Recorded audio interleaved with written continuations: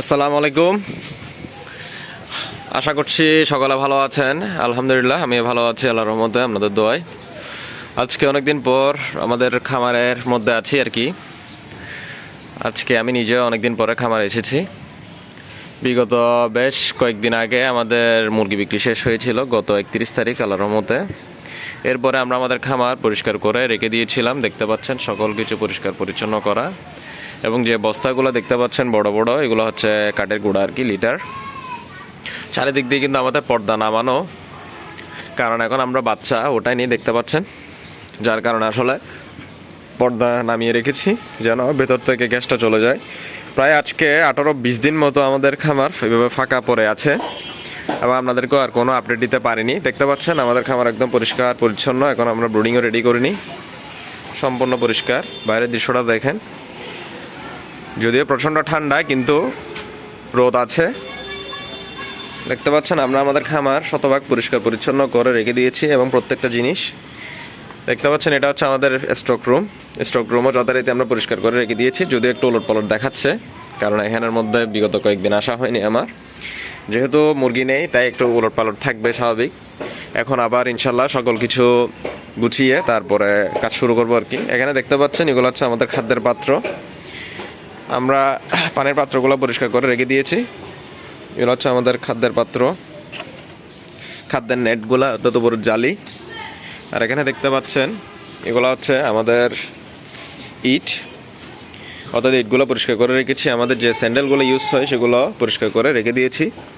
তো এখন আসলে আমরা আপনাদেরকে বলেছিলাম আমাদের খামারের একটা বিস্তারিত দিব, অর্থাৎ গত বেচের। আসলে আমরা প্রত্যেক বেচে আপনাদেরকে আমাদের বিস্তারিত হিসাবটা শেয়ার করি, লাভ হোক বা লস হোক যাই হোক, যেহেতু আমরা চেষ্টা করি আপনাদেরকে সঠিক তথ্যটা দেওয়ার। আপনারা যেহেতু আমাদের নিয়মিত দর্শক, তাই এবারও ঠিক তাই করেছি। দেখতে পাচ্ছেন এদিকটাই, আসলে রোদের জন্য হয়তো ভিডিওটা ভালো আসছে না। এদিকটাই দেখতে পাচ্ছেন শাকের অর্থাৎ লাল শাক এর বাগান করেছে, শাকসবজির বাগান।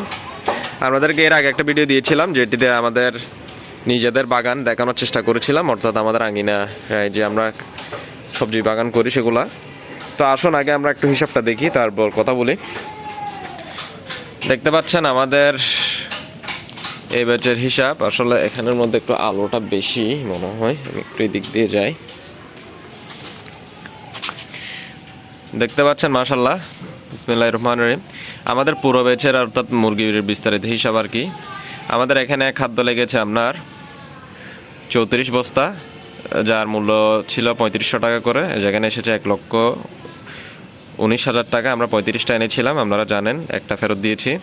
বাচ্চা ছিল 1000 একটু কম হতে পারে। যেগুলো গড়ে ছিল 27 টাকা রেট, তাই বাচ্চার দাম এসেছে 27,000 টাকা। ওষুধ খরচটা আমাদের একটু বেশি লেগেছে, জানেন আপনারা। আমাদের মুরগিগুলোকে গাম্বুরা আক্রমণ করেছে, যার কারণে আমাদের কিন্তু ভালো একটা ওষুধ খরচ গিয়েছে, এবং আমরা ভালো ওষুধ ব্যবহার করেছিলাম নরফ্লক্সাসিন গ্রুপের, যার কারণে আমাদের খরচটা বেশি গিয়েছে। কিন্তু আলহামদুলিল্লাহ আমরা রেজাল্টটা, অর্থাৎ মুরগির মর্টালিটিটা কম, 20-30টা মরেছিল। তারপরও লিটার খরচ গিয়েছে 2,500 টাকা, যেহেতু শীতকাল আপনারা জানেন লিটার খরচ একটু বেশি যাবে, এবং বিদ্যুৎ বিলটা বেশি গিয়েছে তুলনামূলক 4,000 টাকা। কারণ শীতের সময় আসলে মুরগিকে অনেক হিট দিতে হয়, বড় হলেও হিট দেওয়ার প্রয়োজন হয়। লেবার বিল, এগুলো হচ্ছে কি আমাদের খামার পরিষ্কার করা, আমাদের খাদ্য ওঠানো, আদার্স যে সকল কাজগুলো আমাদের লেবাররা করে দেয়, এগুলো হচ্ছে লেবার বিল। আর এগুলো হচ্ছে পরিবহন, অর্থাৎ খাদ্য পরিবহন, বাচ্চা পরিবহন, যা যা আছে আর কি। তো সমস্ত কিছু মিলিয়ে আলহামদুলিল্লাহ আমাদের খরচ হয়েছে মোট 1,67,500 টাকা।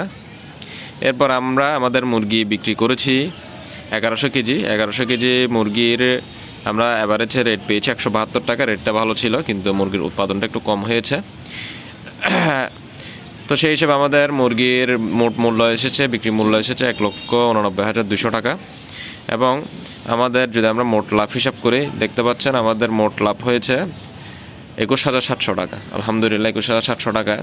আমরা 1,89,200 থেকে যদি এই ফিগারটা 1,67,500 বাদ দিয়ে আমাদের 21,700 টাকা নিট লাভ হয়েছে আলহামদুলিল্লাহ। এবং আপনাদের দেখানোর সুবিধার্থে আমি এটা বের করে রেখেছি। প্রতি বস্তা উৎপাদন হয়েছে 1100 কেজি ভাগ 34, এখানের মধ্যে আমরা পেয়েছি 32.35, যেটা অ্যাভারেজে হিসাব করলে 65%। শীত হিসাবে আসলে 65%টা খারাপ নয়, এখন কিন্তু 65, 66, 68 এইভাবে পাচ্ছে আর কি। শীতের মধ্যে আসলে মুরগি খায় বেশি, কিন্তু ওজনটা একটু কম আসতে চায়, কারণ শীতের মধ্যে মুরগি তার শরীর গরম রাখার জন্য তার যতটুকু প্রয়োজন তার চেয়ে কিন্তু আসলে বেশি খায়, এবং দেখতে পাবেন মুরগিকে আপনি রাত্রে যে খাবারটা দেন সকাল হতে হতে শেষ, এবং বিভিন্ন জায়গায় জটলা বেঁধে বেঁধে মুরগিগুলো বসে থাকে এবং প্রচণ্ড রকমের ড্রপিংস করে, লিটারটা নষ্ট করে ফেলে। এটা আমি না, আপনারা সকলে আশা করি দেখেছেন এবং জানেন। তো আসলে শীতের মধ্যে মুরগির ওজনটা অনেক সময় ভালো আসে, অনেক সময় খারাপ আসে। আর একটা বিষয় হলো, আমরা এখানে মুরগি বিক্রি করেছি টোটাল 880 পিস মতো 1000 পিস থেকে, অর্থাৎ আমাদের 120 পিস মুরগি নষ্ট হয়ে গিয়েছে। ছোট অবস্থায় কিছু গিয়েছে প্রায় 80-90 পিস, বড় অবস্থায় গিয়েছে প্রায় 30 পিস, অর্থাৎ গাম্বরের কারণে। তো সেই দিক দিয়ে আমাদের উৎপাদনটা একটু তুলনামূলক কম হয়েছে। তারপরে আলহামদুলিল্লাহ আমরা সন্তুষ্ট, আমরা মোটামুটি যতটুকু লাভবান হয়েছি। এখানের মধ্যে দেখতে পাচ্ছেন 21,700 টাকা। আর আমাদের বিস্তারিত খরচটা একটু দেখায় আপনাদেরকে। 1,19,700, 10,000, 2,500, 4,000, 3,000, 2,000। আমরা কিন্তু এভাবে হিসাব করি, অর্থাৎ আমাদের টোটাল যা খরচ, খামার পরিষ্কার থেকে শুরু করে যা যা খরচ আছে সবগুলো হিসাব করি, যেহেতু খামারটা আমাদের নিজের এবং আমি নিজে মোটামুটি দেখাশোনা করি। এছাড়া এডিশনাল যা খরচ আছে সব খরচ কিন্তু আমি আমার প্রত্যেকটা বেচের মধ্যে ইনক্লুড করি, এবং এরপরে আমাদের নিট মুনাফা কত হলো বা নিট ক্ষতি কত হলো সেটাই কিন্তু আমরা হিসাবটা বের করে, আশা করছি আপনারা এভাবে করেন। আর যাদের খামার ভাড়া, তারা ভাড়াটা যোগ হবে, সাথে যদি লেবার থাকে, রেগুলার লেবার থাকে, রেগুলার লেবারটার চার্জটা যোগ হবে, অর্থাৎ কর্মচারী আর কি। তো আমরা সন্তুষ্ট আলহামদুলিল্লাহ। তো আশা করছি আপনাদেরকে একটা ধারণা দিতে পেরেছি। আর গত বেছে আসলে আমাদের না, যাদের যাদের মুরগি ছিল মোটামুটি সারা বাংলাদেশে যে সকল খামারে ভাইদের মুরগি ভালো ছিল, মোটামুটি মুরগি উৎপাদন ভালো হয়েছে, সকলেরই কম বেশি কিন্তু লাভ হয়েছে, কেউ বলতে পারবে না যে লস হয়েছে আমার মতে। আর যাদের কপাল খারাপ ছিল বা ভাইরাসে আক্রান্ত হয়েছে বা অতিরিক্ত ওষুধ খেয়েছে, মুরগি রেডি করতে পারেনি সঠিকভাবে, তাদের হয়তো বা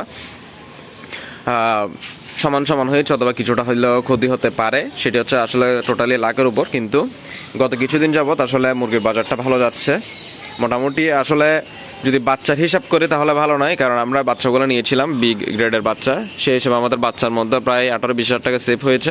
যদি আমরা এ গ্রেডের বাচ্চা নিতাম তাহলে দেখা যেত আমাদের লাভ করায় কঠিন হয়ে যেত। আমরা এখন যে অ্যামাউন্টটা লাভ করেছি সেটি আসলে লাভ করতে পারতাম না। দেখতে পাচ্ছেন আমাদের হোবারগুলা এখানে পরিষ্কার করে রেখেছি, এখানে শুধু এখন ব্রুডিং রেডি করবো ইনশাআল্লাহ। আপনারাও দোয়া করবেন, আমাদের বাচ্চা নেওয়ার পরিকল্পনা আছে আগামী সপ্তাহে, দেখা যাক। যেহেতু প্রচণ্ড শীত, আসলে বাচ্চাটা নিয়ে নিই এবং নিজেও একটু অন্য কাজে ব্যস্ত ছিলাম, তো সেই কারণে আসলে বাচ্চা নেওয়া হয়নি। তো আপনারা যারা এখন বাচ্চা নিচ্ছেন অবশ্যই একটা জিনিস লক্ষ্য রাখবেন, সেটি হলো বাচ্চা নেওয়ার আগে আপনারা বাচ্চার হিট দিতে পারবেন কি না, এই বিষয়টা কিন্তু আসলে লক্ষ্য রাখবেন। অনেকে আছেন বাচ্চা নেওয়ার পর হিমশিম খান, অনেকে বলছেন বাচ্চা জমাট বেঁধে মারা যাচ্ছে। আসলে এই সমস্ত কিছু হয় পর্যাপ্ত হিট দিতে না পারার কারণে। ইনশাল্লাহ আমরা যেহেতু এখন প্রচণ্ড শীত পড়ছে, আমরা এই শীতের মধ্যে কীভাবে ম্যানেজমেন্ট করছি, ব্রুডিং করছি, বাচ্চাকে কীভাবে তাপ দিচ্ছি এবং জমাট বাঁধা থেকে কীভাবে রক্ষা করছি, এই জিনিসটা আমরা দেখানোর চেষ্টা করবো ইনশাল্লাহ। আপনারা সকালে আমাদের সাথে থাকবেন। অনেকদিন হচ্ছে আমাদের আসলে ভিডিও দেওয়া হয় না, আর আলহামদুলিল্লাহ আপনাদের সকলের সহযোগিতায়, সকলের সাপোর্টে আমাদের ইউটিউব চ্যানেলটি 2000 পরিবারের সদস্য হয়েছে, 2000 সাবস্ক্রাইবার পূরণ করেছে। তো যার জন্য আপনাদের সকলকে অসংখ্য ধন্যবাদ, আপনাদের সকলকে অসংখ্য ধন্যবাদ আমাদের পাশে থাকার জন্য, সাপোর্ট করার জন্য। এভাবে সাপোর্ট করে যাবেন, এবং যারা আমাদের চ্যানেল নতুন দর্শক অবশ্যই আমাদের চ্যানেলটি সাবস্ক্রাইব করে পাশে থাকবেন। যারা এখন বাচ্চা নিচ্ছেন অবশ্যই বুঝে শুনে নেবেন। এখন প্রায় 50 টাকা, 52 টাকা, 51 টাকা ভেবে এ গ্রেডের বাচ্চা, বি গ্রেডের বাচ্চা 32-33 টাকা চাচ্ছে। আমি গতকালকে কল করেছিলাম। তো আসলে আমরা যার কারণে আসলে বাচ্চাটা ওটা নিই। যদি এ গ্রেডের বাচ্চা সস্তা হতো অবশ্যই এ গ্রেডটা নিতাম 40-এর মধ্যে হলে। এখন দেখা যাক কিনি, বাচ্চার দামের উপর নির্ভর করবে আমাদের আসলে আমরা কোন গ্রেডের বাচ্চা নিব কি নিব না। ইনশাল্লাহ আপনাদেরকে আমরা জানাবো, এবং যারা বাচ্চা নিচ্ছেন সমস্ত কিছু হিসাব নিকাশ করে আপনারা বাচ্চা নেবেন। আর যদি দেখতে পাচ্ছেন আপনাদের বাচ্চা শীতের মধ্যে ট্যাকেল দেওয়ার মতো ক্ষমতা নেই,